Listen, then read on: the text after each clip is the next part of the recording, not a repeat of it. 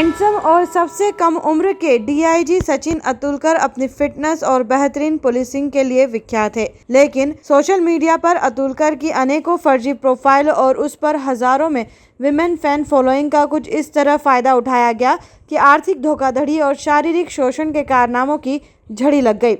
इसी तरह की धोखाधड़ी और यौन शोषण का शिकार मासूम पीड़िता इंसाफ की गुहार लगाने सीधे संध्या लोकस्वामी के दफ्तर आई थी।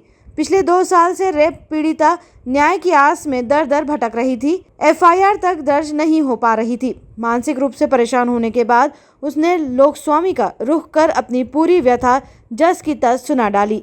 उसकी आवाज बनी लोकस्वामी की खबर आखिरकार पुलिस महकमे के कानों तक जा पहुंची और इस खबर का असर कुछ यूं हुआ कि अतुलकर के नाम से फर्जी आईडी बना धोखे से पीड़िता को बुलाकर रेप करने वाले आरोपी पर एफआईआर दर्ज कर ली गई है।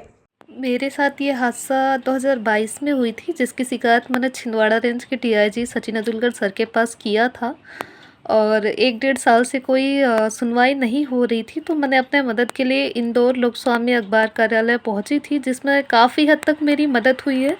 और खबर प्रकाशन के बाद पुलिस प्रशासन ने इस मामले को संज्ञान में लिया और फाइनली आज एफआईआर हो गई है।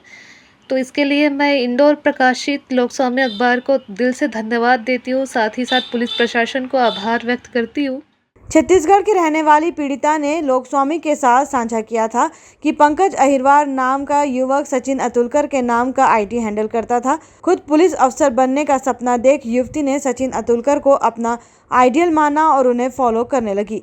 इस मामले में साहब से मिलना चाहती थी, बस वह यही मात खा बैठी और उसके उस सपने को सचिन अतुलकर के कथित ड्राइवर पंकज अहिरवार नामक युवक ने रोन दिया। उसने पीड़िता के साथ बलात्कार किया और न्यूड वीडियो बनाकर इस हद तक ब्लैकमेल किया कि वह आत्महत्या तक का प्रयास कर बैठी। इतना ही नहीं, उसे और उसके परिजनों को जान से मारने की धमकी तक दे दी गई। अपने आप को सचिन अतुलकर बता के ही मिलने बुलाया, जिसके बाद मैं सर को अपना आइडल मान के मिलने आई।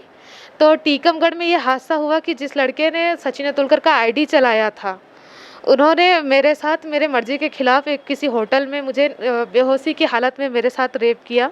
खबर प्रकाशन के बाद एफआईआर हो गई, लेकिन इतने काबिल अफसर के नाम पर खुलेआम खेले गए इस गंदे खेल के चलते न्याय में हुई देरी कई तरह के सवाल खड़े करती है।